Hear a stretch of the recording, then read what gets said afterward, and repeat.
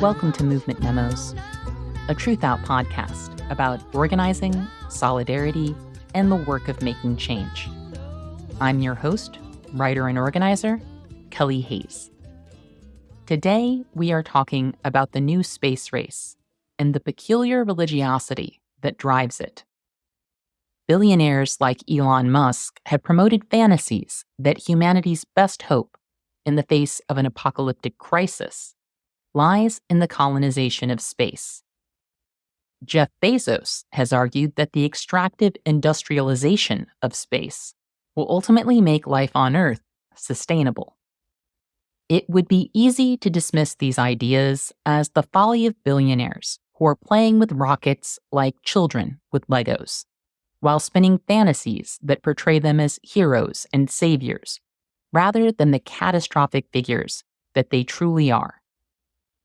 While I believe that those characterizations are accurate, it is important for us to understand the narratives these men are shaping and what gives those stories power in the world. Because we are living in unstable times, and as we have seen in recent years, people whose lives and worldviews have been destabilized can often be deceived or even consumed by elaborate falsehoods. The myth-making of the tech industry may strike many of us as absurd, but it has given the billionaire class a new pie in the sky to market to the masses. In the new space race, some of capitalism's major players are exploiting our fascination with the stars and our imperiled hopes for the future in order to build a new religiosity from some very old, familiar parts. Today, we are talking to Mary-Jane Rubenstein. MJ is a professor of religion and science in society at Wesleyan University. She is the author, most recently, of Astrotopia, the dangerous religion of the corporate space race. If you want to understand how men like Musk and Bezos are exploiting sci-fi tropes and religiosity to advance their own agenda with regard to space, Astrotopia is an invaluable resource. The book also offers some insightful analysis of science fiction stories that run counter to the techno-mythos of the late capitalist billionaire class, and other ideas that can help us chip away at the narratives of space-obsessed billionaires. This discussion of the new space race is part of an arc of episodes examining tech issues and how they relate to the work of making change. I wanted to create this episode block because I think our movements need a stronger analysis of what's happening in Silicon Valley and how emerging technologies and the mythologies around them are shaping popular worldviews. Late capitalism is an era of catastrophe, and catastrophe makes people vulnerable to cultish thinking and religiosity, among other things. If we are going to win narrative battles with billionaires and the cults of Silicon Valley, we need to understand those stories, why they are getting traction, and what their vulnerabilities are. I'm able to put together episodes like this one thanks to TRUTHOUT, which is a nonprofit news organization with no ads, no paywalls, and no corporate sponsors. We are a reader and listener-powered organization that does not hide behind the pretense of objectivity, because we understand that the world needs to change. We're also a union shop with the best family and sick leave policies in the industry. So if you would like to support our work, you can sign up for our newsletter or make a donation at truthout.org. You can also support the show by subscribing to Movement Memos on Apple or Spotify or wherever you get your podcasts, by leaving a positive review on those platforms, or by sharing your favorite episodes. Keeping a media organization afloat in these times is not easy, but with your support, we're still in this thing. So thank you for believing in us and what we do. And with that, I hope you enjoy the show.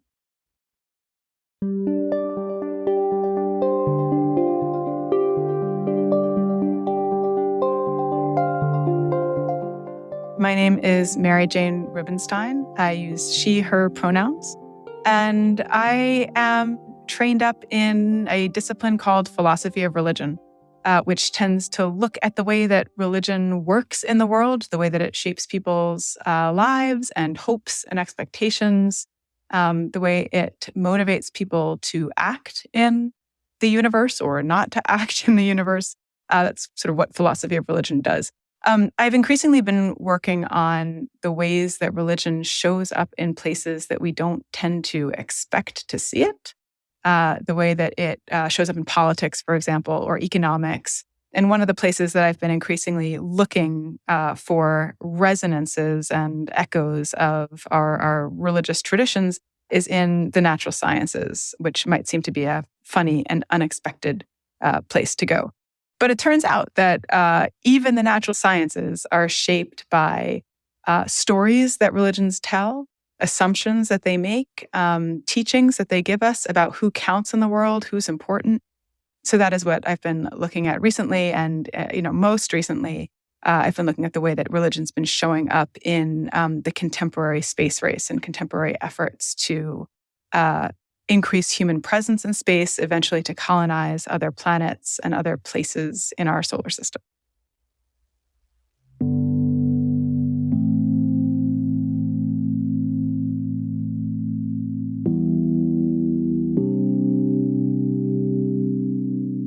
One question I've heard a lot when talking to people about the new space race is, how the hell did we get here?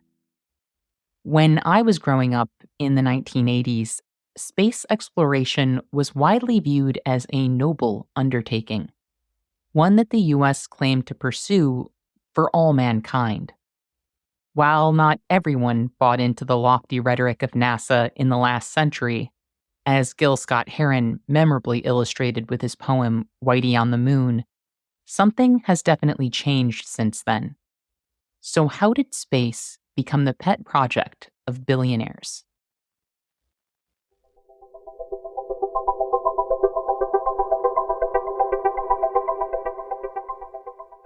It's a bit of a mess. So NewSpace is like a neologism. I don't know. It's one of those words that gets smushed together in camel case. The N is big and the S is big, and they smush them together. NewSpace refers to the era in which private corporations are primarily driving our interests and our actions in outer space. And corporate presence, corporate interest, corporate capacity has shaped our presence in space since the very beginning, right? The nation states have always been contracting with Boeing and Lockheed Martin to make those rockets, to get NASA out of our atmosphere. But increasingly, corporations have been setting the goals, the priorities, the standards for what we do in outer space. The way this came to pass, I see recent history as having been marked by two major initiatives in a U.S. context. The first is in 2011, when Barack Obama canceled funding for NASA's space shuttle program and redirected those funds instead to the private sector. He had been advised by this major council to start turning over space interests, space traffic, space transportation to the private sector, the way that, the railways have been increasingly privatized and bus transportation has been increasingly privatized, and certainly cars are privatized. So that was the first big advancement toward this new space era. The second came in 2015, when, in response to some investors' concerns, the U.S. pushed this staggeringly bilateral piece of legislation called the Commercial Space Launch Competitiveness Act, or CSLC. I mean, it's just a terrible acronym. The Commercial Space Launch Competitiveness Act guarantees investors that any resource, and I'm using this term in quotation marks, any resource recovered from outer space can, in fact, be owned, bought, sold, and transported and transferred under U.S. law. There had been some concern that United Nations legislation, a treaty that has been signed by over 100 parties in the UN, would prevent anything like private ownership of space resources. So the US just passed a law, its own law, saying, no, it's okay. You can own the stuff that you recover in space. And really from that point on, from 2015 on, there's been an explosion of investment in space, of prospective space mining corporations, of private rocket companies, of space tourism companies, because now investors are ensured that they can make a profit in outer space.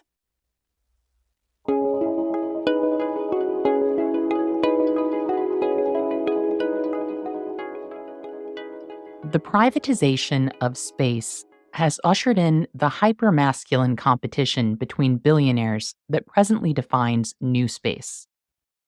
Despite Obama's stated intention of saving taxpayer dollars, early investments from government agencies have been crucial to major commercial space projects. Commercial space companies received $7.2 billion in investments from the U.S. government between 2000 and 2018. During its first year, SpaceX had an operating budget of about $1 billion. About half of that money came from contracts with NASA. In 2022, SpaceX brought in $2.8 billion in funding from government contracts. In April of 2022, Bernie Sanders wrote in The Guardian, "I am concerned that NASA has become little more than an ATM machine to fuel a space race, not between the US and other countries, but between the two wealthiest men in America, Elon Musk and Jeff Bezos, who are worth more than $450 billion combined."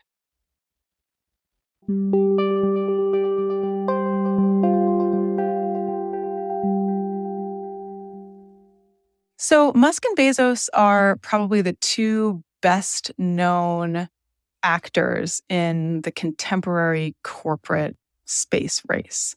And as you probably know, Elon Musk wants us to move to Mars. He wants to colonize Mars. Jeff Bezos has a kind of different plan. He thinks Mars is too far away. He wants to build space colonies that are closer to home, that are sort of positioned between the moon and the Earth. It would be sort of like living in a mall, a space mall, like a rotating indoor shopping center where the climate is controlled and there's no real outside. But presumably you'd be able to, grow some plants and things like that, and you'd be able to get your food, and it would be totally perfect weather all year round and things like that. So anyway, they have different views about what our lives are going to look like in outer space. Again, Musk has this sort of like homesteader ideal that we're going to terraform Mars and make it habitable for human beings. And Bezos wants to keep us a little closer to Earth in these rotating shopping malls. But both of them are convinced that in order for human beings to survive for Elon Musk or to thrive for Jeff Bezos, we have to leave the Earth. And each of them is using his massive economic status and power to channel ungodly amounts of money and resources into conquering the cosmos so that human beings can have a decent future.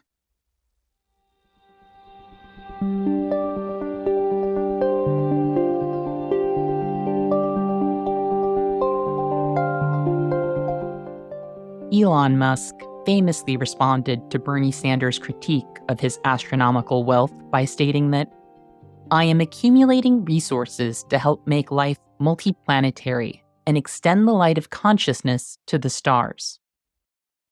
In keeping with other long-termist ideas, this statement suggests that unthinkable levels of inequality are necessary for the sake of humanity's deep future. But it also implies that astronomical personal wealth is what makes space exploration possible.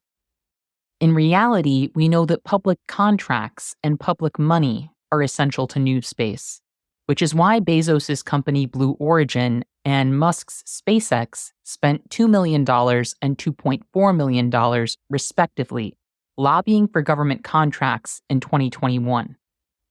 But Musk's talk of using his vast wealth to extend the light of consciousness also helps spin popular mythos around extreme inequality in our times.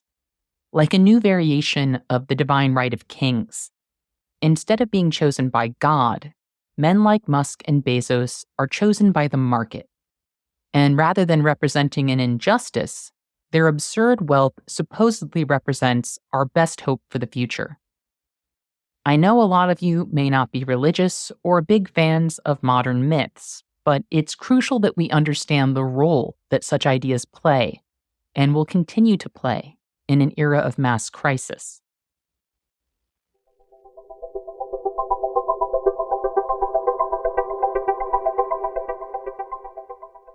So I said that at the beginning that I'm a person who's on the lookout for places that religion shows up where it might not be expected. And when it comes to the contemporary space race, I think religion is showing up in two major places.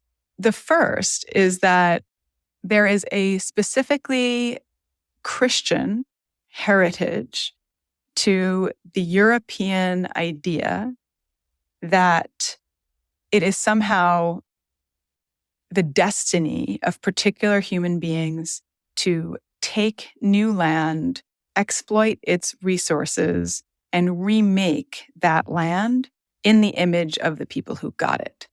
There have been, again, particularly Christian justifications for this kind of seizure of land since the 15th century, when the Pope at the time gave Africa to Portugal and the so-called New World to Spain and said God wants Spain and Portugal to take these lands to exploit its resources for the glory of Spain and Portugal and the Iberian Peninsula, and of course for the salvation of souls. Right. So the idea that religion was providing there was this ideal of saving people through conversion that would also have these ancillary economic benefits. What of course, what the nations were really after were the economic benefits, but religion provided this justification, right? That it is God's will that we do these things.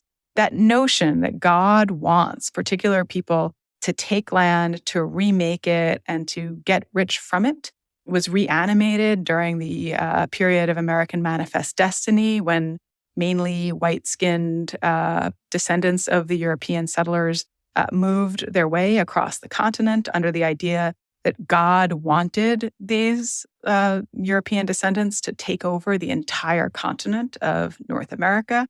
And it was reanimated again in the 1950s when the agents of the original space race started claiming that it was America's manifest destiny now to conquer outer space. So in one sense, Musk and Bezos and the national space agencies at this point are, particularly the U.S. National Space Agency, are reanimating this old religious drama of conquering new land in the name of some magnificent human destiny.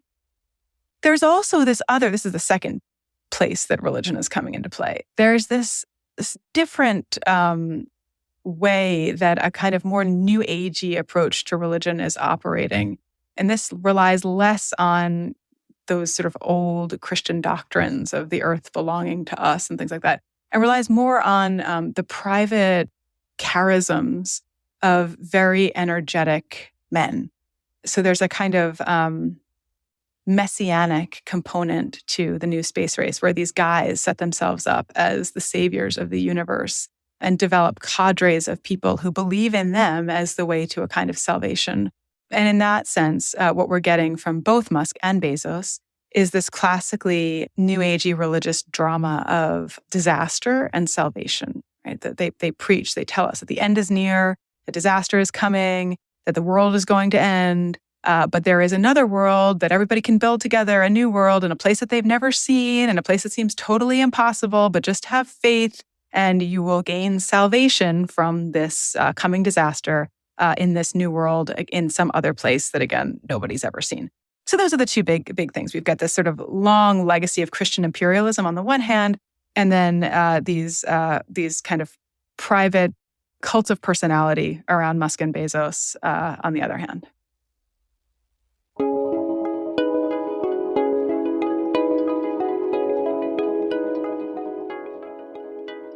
Given the catastrophic damage that Christian imperialism and other conquest-driven ideologies have caused here on Earth, it is unsurprising that the environmental costs of extending these concepts to space are, in fact, astronomical. The environmental damage that the contemporary space race is doing is one of the most under-discussed crises of our contemporary moment. We are just trying to get a hold on the kind of damage that, factory farming does to our atmosphere and the kind of damage that we are, the plastics that we are dumping into our ocean and that private vehicles emit into our skies. And just as we're trying to figure out if there's any way to cap that kind of carbon, we have this intensification of rockets dumping fuel into outer space. I think there are three major areas in which this intensified space activity is doing a lot of damage. The first, which may be the least visible, the first area in which the space race is doing a ton of damage is in the staggeringly high number of new satellites in orbit. As you may know, every 2 weeks, Elon Musk's company Starlink sends 60 new satellites into orbit. Just for reference, before 1957, the Earth had one satellite. That was the moon. That was it. 1957, Russian satellite Sputnik heads up with a little partner to help it out. And now we've got two more, right? There are two artificial satellites and then a moon. Then as the old-fashioned space race intensifies, there are more satellites for military observation. As the telecommunications revolution gets going, we have more satellites for telecommunications, for weather mapping. Now, Elon Musk is trying to build what he calls a constellation of satellites to provide flawless internet connection and very high-speed downloads, no matter where you are on Earth. And the means of doing this is to launch tens of thousands of satellites into orbit. So the problem is that once stuff goes up into low Earth orbit, it doesn't come down unless it does. Every once in a while, something will sort of just fall out of orbit and burn up in the Earth's atmosphere, which itself has some environmental effect. But when it doesn't, it just stays up there forever. A defunct satellite just stays up there, hurtling at, again, tens of thousands of miles per hour and doing immense damage if it collides with anything else. Any collision of anything else in space produces tens of thousands of shards of stuff, from like nuts and bolts to paint chips to cell phones. There's just so much rubbish at this point in low Earth orbit that it's becoming increasingly dangerous for anybody to do anything in space. So every so often, the International Space Station has to go into lockdown because there seems to be something coming at it at tens of thousands of miles per hour. And B, with all of this stuff in low Earth orbit, this stuff is now reflecting light such that most Earthlings can't see stars anymore anywhere. So astronomers are freaking out because they can't get decent photographs of the stars. They can't see the stars. They can't teach their students about stars. Indigenous communities are up in arms saying, we require access to the stars visually in order to navigate, in order to know the seasons, in order to conduct our festivals. So the pollution in low Earth orbit alone is worth getting absolutely nuts about if you care at all about ecology. But then there's the issue of just sending rockets into outer space. And a recent article was just published saying we're looking at about a 5.6% increase in rocket traffic every year since the mid-2010s. The problem with rockets is that from the moment, that there's the construction, there's the mining that goes into the construction. You can just think about this as an ecological disaster at every moment of it. Right? If you're Elon Musk and you're building a 400-foot tall rocket, how much does that require you to mine? Where do you have to open new mines to get more materials for your rocket? So there's that. Then the rocket sits on the launch pad. The rocket launches from the launch pad, and the rocket destroys the launch pad. So now you've got tons of concrete just being scattered to the wind. The launch of the first Starship in April ended up destroying its launch pad and sending slabs of concrete as far as 6.5 miles away in Boca Chica, Texas, and just littering the entire landscape with particulate matter that was basically shredded concrete everywhere. The wetlands were blanketed in this stuff. People's homes were blanketed in this stuff. The air was blanketed in this stuff. And that's just the launch. Then Starship gets, 4 minutes into its launch. It's dumping all of it. Its fuel is kerosene. So it's dumping kerosene into our air. And then 4 minutes in, it turns out the booster doesn't separate. So they decide just to detonate the whole thing. And now rocket parts are falling into the sea, and rocket parts are falling into, again, people's backyards, and into those wetlands. And little bits of plastic and little bits of steel and little bit are just absolutely everywhere. So again, from my perspective, this is a complete environmental disaster. And then even if the rocket is successful, all of that fuel, whether it's kerosene, whether it's hydrogen, whatever the fuel is, starts depositing things like carbon dioxide, water, which at these heights can be polluting, chlorine, methane, not just into the atmosphere, but into the upper atmosphere, where we've never really deposited a bunch of toxins before. So all we know is that in the upper atmosphere, they stay around a lot longer and can have an intensified global warming effect, greenhouse effect on our lower atmosphere. So those are the problems. And as you can hear from my intensely anxious tone here, I think we've got an ecological disaster going on when it comes to intensified space activity.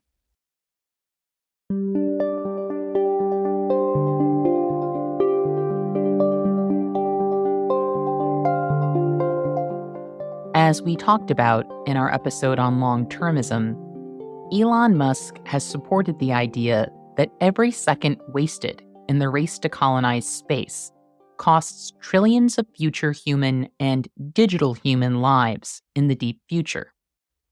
Does he really believe that?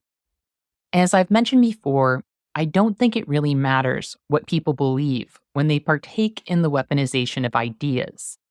But I also wouldn't underestimate an egotist's ability to get high on his own supply. After all, Musk operates in the tech world, where lies and hubris are often viewed as precursors to innovation.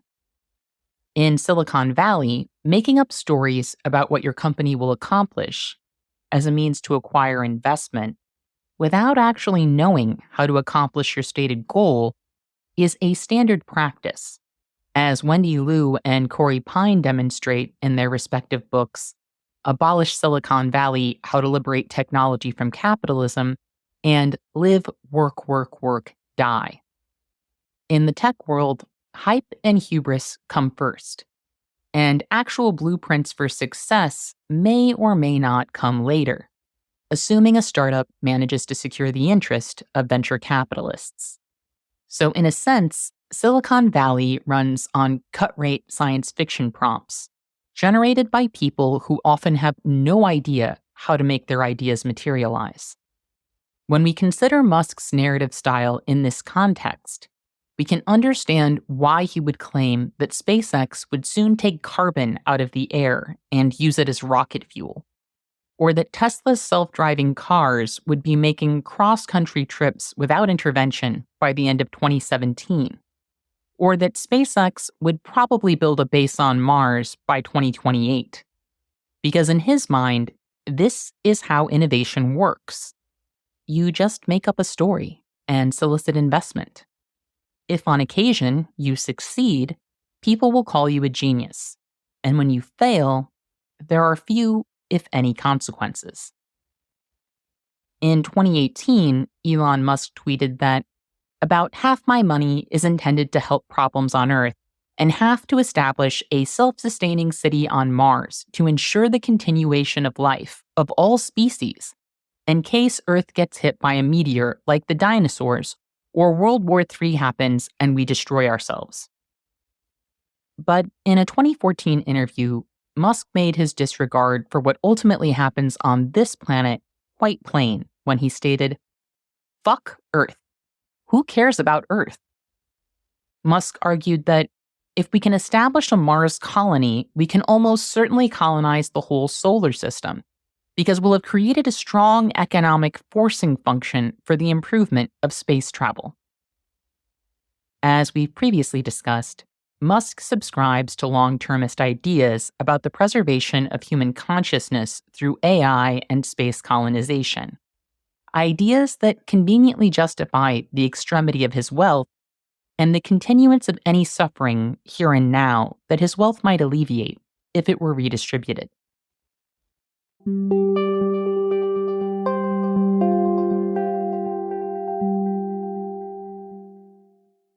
The way that Musk's line goes is, look, Earth is done.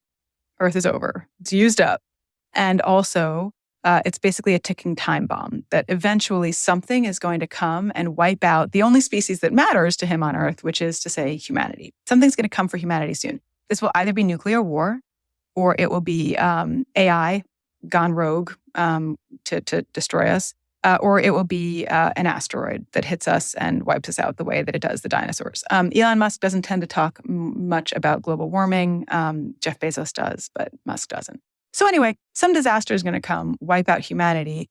And so either we go the way of the dinosaurs and we go extinct, or we got to get the hell off this planet and find a way to colonize a backup planet so that we've got basically a backup drive for humanity, where all of the genius of human production can be preserved.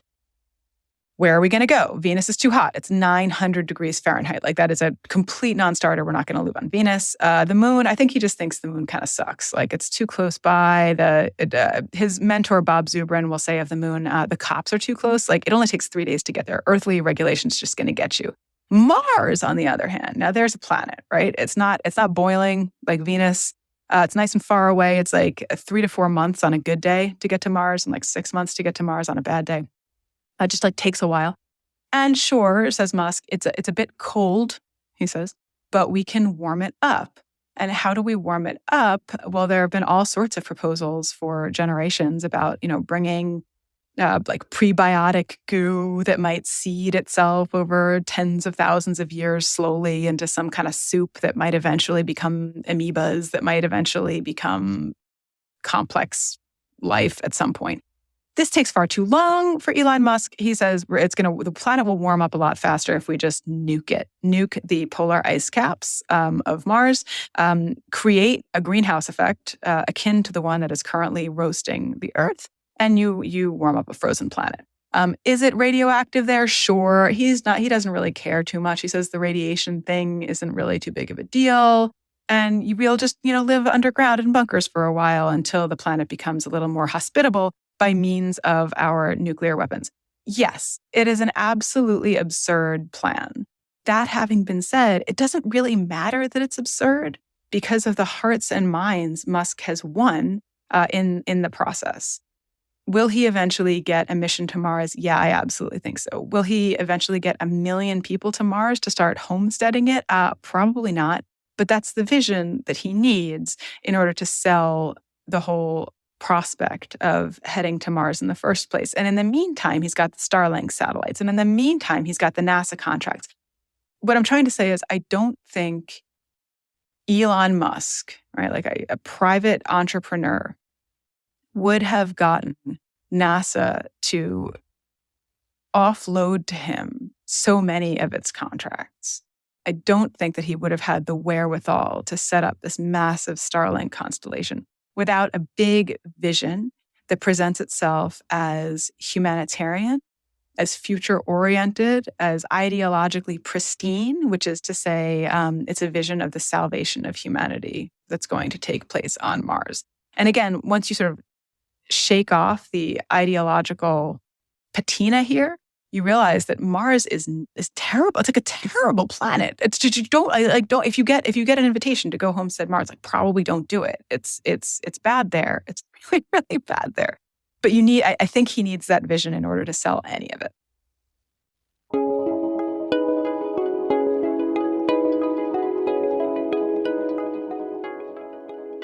So in Elon Musk, we have a man whose preposterous ideas are propped up by extreme wealth, a cult of personality, and one of the most absurd privatization gambits in U.S. history.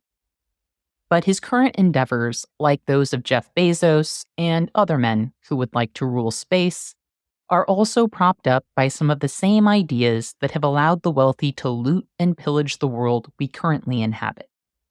As MJ writes in Astrotopia, given its equation of knowledge of nature with power over nature, Western technoscience needs to view the natural world as composed of objects rather than subjects. After all, if the mountaintops were ancestors, then we couldn't remove them. If the stones were persons, we couldn't frack them. If the forests had spirits, we'd hesitate to clear-cut them.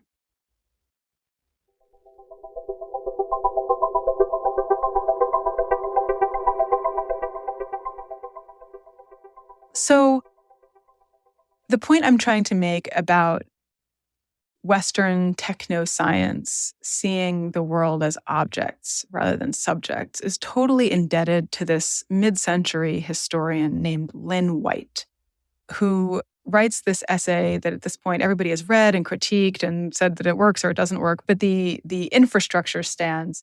His argument there is that capitalism and Western technoscience could not have gotten off the ground without the Christian conquest of what Christianity calls paganism. And now he's speaking in very broad gestures here, but what he means is that for the indigenous traditions that Christianity calls pagan, the world, the landscape, is inhabited by a whole host of more than human actors, agents, subjects. So non-human animals are subjects in their own right. They're agents. They have their own wills and desires and communities and things like that.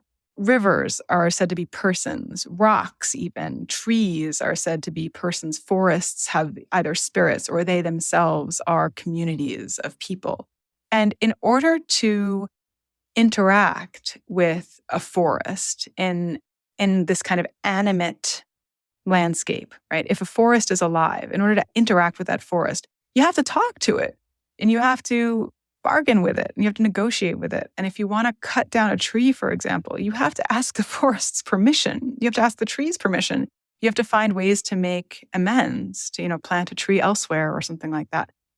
So if the world is composed of subjects, then human needs don't automatically supersede everybody else's needs. Humanity has to interact with other persons in the world to figure out how to keep the balance in those ecosystems.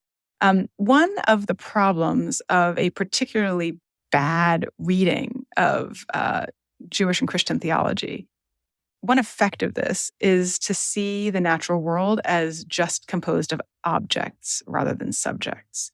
So Genesis will tell us that humans are made in the image of God, but that nothing else is made in the image of God. And in fact, that humans have dominion over the rest of the world, that humans have control over the rest of the world. Taken on its own, there are all sorts of ways to read this passage. But when these passages team up with imperial politics, the understanding of Genesis becomes human beings are basically gods on earth, human beings are in charge of everybody else, and human beings are the only one that counts. And so as Christianity takes over the, indigenous, animist, pagan ways of relating to the landscape over the certainly the early modern period, what happens is that increasingly the world is seen as made up of objects, of things to use and exploit, rather than subjects, which is to say beings with whom we have to engage.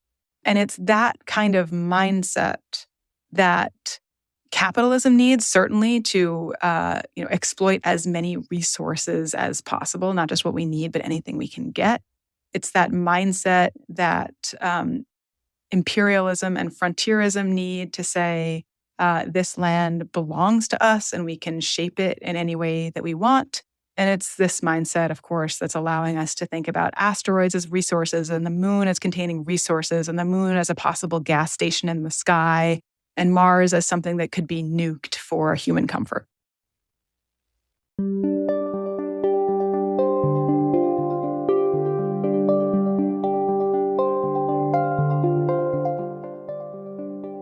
We're talking a lot about conquest and visions for commerce in space And as we know, historically, conquest and militarism traditionally go hand in hand.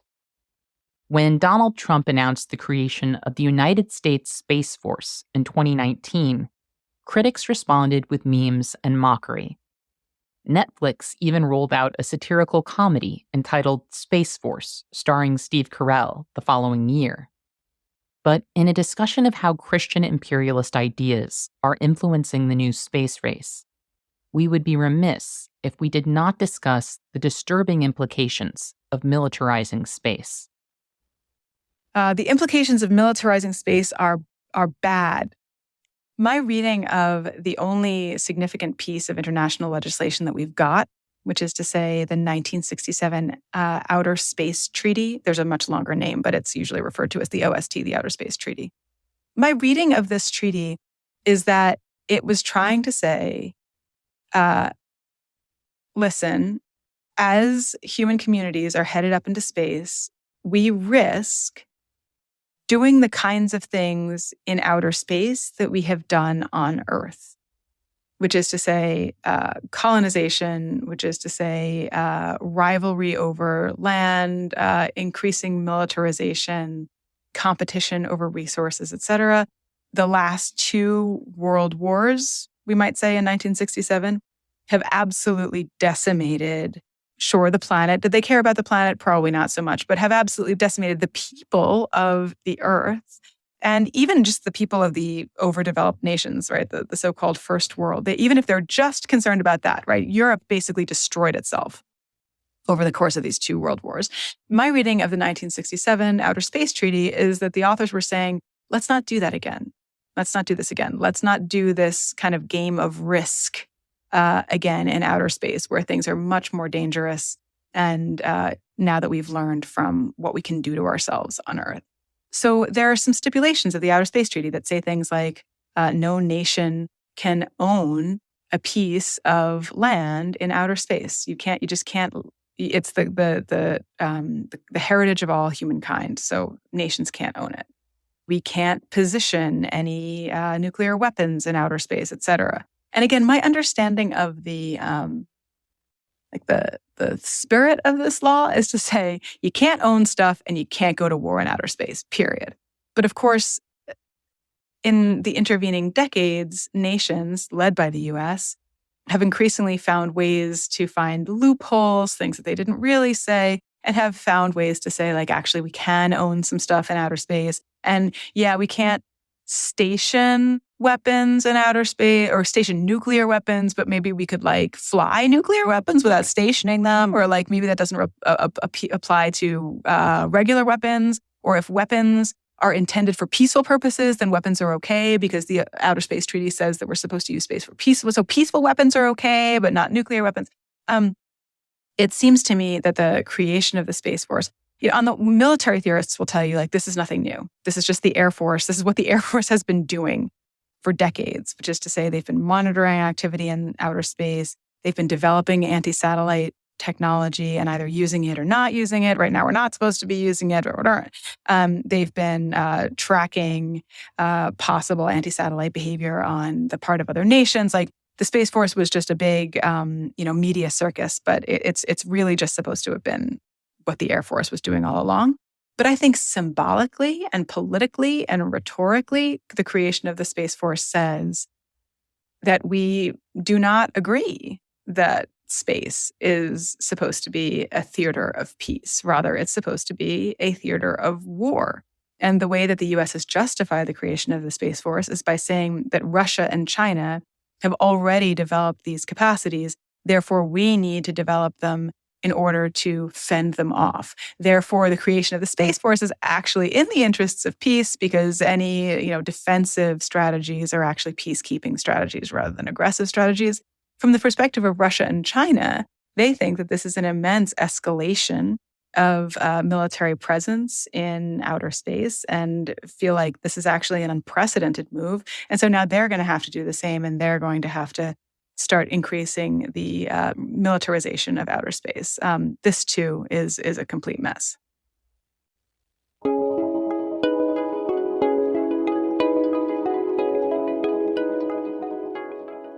Now, we have covered some pretty depressing ground here, from space travel as the new pie in the sky, justifying our continued oppression, to imperialism in space.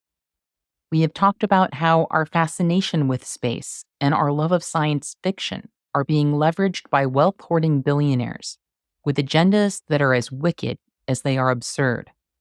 But as I mentioned at the top of the show, I am actually a pretty huge fan of science fiction. I do not believe that our love of possibility or our fascination with the heavens are the problem.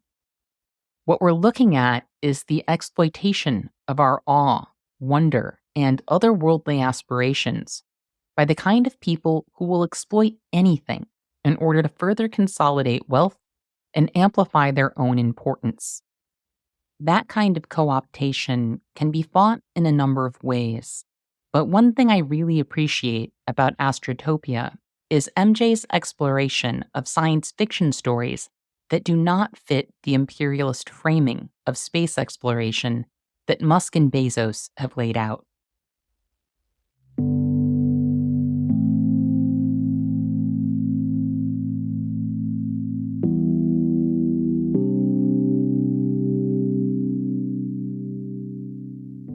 So the bad news is that the way that the US and increasingly other nations, and certainly the capitalist sector, are approaching outer space is motivated by really bad stories. They're motivated by bad stories about human beings conquering land, about certain human beings mattering more than other human beings, about the rest of the biosphere not mattering at all, about destiny, about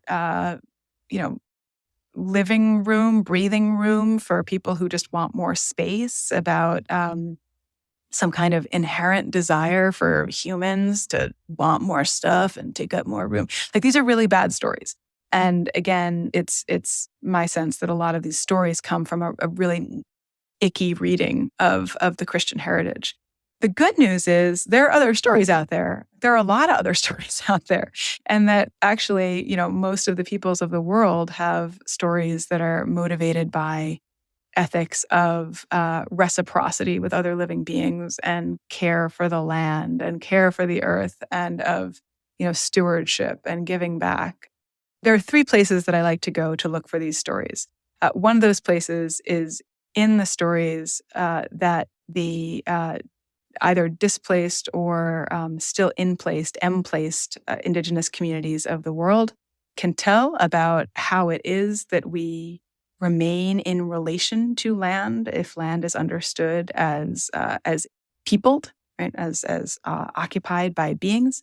And a number of those communities, I'm thinking in particular of the Inuit of Bawaka country and in the outback of Australia, we'll also talk about not just stewardship of Earth, but stewardship of space and the spaceways too.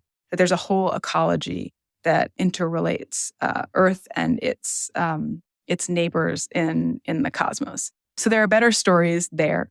There are better stories in the works of speculative fiction authors and science fiction authors who can think about ways even to try to live on really inhospitable planets that don't depend on destroying those planets in order to live there. And there's some great work here by Becky Chambers, by Annalee Newitz, by N.K. Jemisin. And certainly I know a lot of people have drawn heavily on the work of Octavia Butler to think about new ways to live among the stars that not only don't replicate colonial strategies, but that in fact speak to people who have been their targets and who have been oppressed by these kinds of strategies. So, utopias for people who have traditionally been oppressed on Earth. So there's that kind of fiction that gives us these kinds of new stories. And then finally, I think there are counter-traditional ways to read these biblical narratives themselves. Right? If you were to ask Pope Francis whether human beings have the right to destroy the planet and go conquer others, he'd be like, you have to get your head examined. This is a terrible way to read Genesis. Like, you haven't learned anything. It is no longer accepted as a decent reading of scripture that human beings are given the power to do whatever they like to the earth, or that human beings are the only sentient beings on the planet, or that the planet is somehow here for us to exploit. Neither the head of the Roman Catholic Church, nor the head of the Anglican Communion, nor the head of the Eastern Orthodox churches, none of them would say that this is a decent reading of these texts. So there are contemporary ways of reading an ecologically sensitive and even robust way of understanding these texts. So those are basically the places that I look for different kinds of stories. Again, the stories of Indigenous folks, the stories of particularly Black and Indigenous and queer and feminist speculative fiction authors, and the work of these kind of ecologically adoring even Christian and Jewish and Muslim philosophers themselves.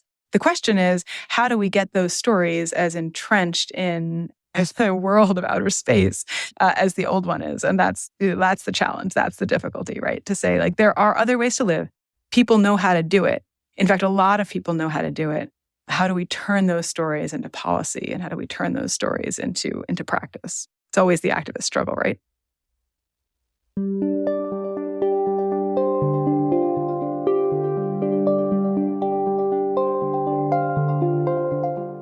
The question of how we turn our own stories into policy and practice is one we will have to keep returning to. As we discussed in our episode about long-termism, people like Musk, as absurd as his ideas might be, have made great strides with regard to social, economic, and institutional power. So that's one thing I would really like people to take away from this conversation. It's not enough to dismiss the ideas of people like Musk as being outlandish or absurd. Of course they're absurd. Musk's claim that he is going to create a self-sustaining colony on Mars is utter nonsense. But it is not enough to simply know or assert that. The world we inhabit has been carved up and ravaged by people who leveraged ideas that were, in my opinion, no less absurd. Stories have power. The hopes that we offer people in bleak times have power. We have to understand the appeal of space as humanity's last recourse in these times of catastrophe and crisis. And we have to build movement narratives in opposition to that storytelling. Toward that end, MJ had some parting advice for our listeners. So the first thing that I'd like to caution is that we be suspicious of appeals to all of humanity, right? When we hear one of these new age space prophets telling us that the salvation of the human species depends on conquering the cosmos in this way, we need to think along with Sylvia Wynter about what the category of humanity means, whom they actually want to save, and what they actually want to save it for, right? At stake is not the salvation of humanity. At stake is the salvation of a particular way of living and a particular way of making a ton of money for very rich people, given that we live on a finite planet whose resources were exhausting, right? Capitalism relies on infinite growth. We can't have infinite growth. We're on a finite planet. So what we're seeing right now is the convulsions of late-stage capitalism that's realizing it's reaching limits, and it is therefore seeking out other planets and using this humanitarian claim as a justification for primarily economic ends. So we need to know that. This is just as much of an ideological ploy as the idea that, Spain needed to conquer the Americas in order to save Indian souls or something like that. So I'm cautious. I'm recommending some suspicion when it comes to these big grand narratives about the salvation of all of humanity.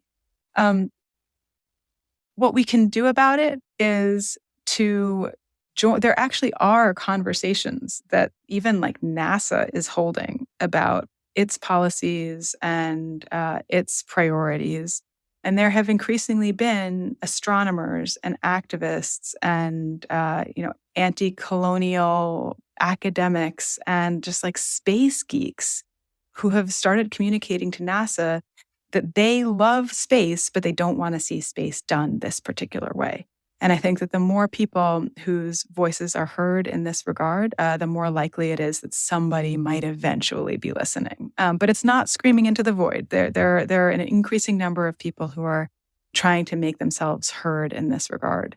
So if you're a space geek, you can find ways to love space, to love the idea of learning from space, to love the idea even of maybe getting to go there at some point, but while finding different ways to love it and learn from it than to ravage it.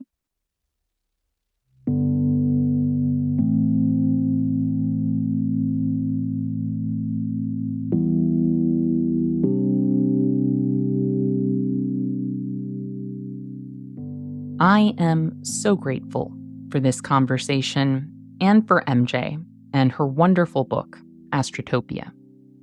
I think the lessons this book offers about history, Christian imperialism, and the danger of treating the natural world as a collection of objects rather than subjects are crucial in these times. I also appreciated the book as a lifelong fan of science fiction, who happens to believe that storytelling is a fight for the future. Because while my hopes for humanity are grounded here on Earth, I, like many of you, was raised on stories about space exploration. As I have often told friends, watching Star Trek Deep Space Nine as a child did more to open my mind about imperialism and the oppression of Palestine than any other influence I had encountered at that age. Because genre fiction allows us to ask questions about ourselves and our world that we might not otherwise explore. Stories that defy the boundaries of our present technology and the worlds we know can raise important questions about who we are, what we value, and where we should and should not allow innovation to take us. As MJ wrote in Astrotopia, the place of our most poetic imaginations and our most obsessive calculations, space is the place where art, science, literature, technology, and religion all attract and repel one another in a vortical frenzy, promising this or that path toward enlightenment, that or this more perfect existence. Indulging the question of what if allows our imaginations to make new journeys and new discoveries, and I believe in the importance of those odysseys. That belief only amplifies my contempt for people like Musk and Bezos, who would exploit our sense of wonder and our hope for the future to ensure our cooperation with their late capitalist agendas. The good news is that I believe in our capacity to tell better stories. But what does that work look like in practice? And how do we address the religion-shaped hole in people's lives that people like Musk and Bezos are exploiting with cultish ideas and fantasies about space colonization? Well, we will be talking more about that in an upcoming episode when I'll be in conversation with Aaron Goggins, the dream gardener of the Wild Seed Society. I'm also interested in hearing your ideas about the narrative work ahead of us. So if you're on Facebook, be sure to join the Movement Memos discussion group so we can reflect on these ideas together. I also want to thank our listeners for joining us today. And remember, our best defense against cynicism is to do good and to remember that the good we do matters. Until next time, I'll see you in the streets.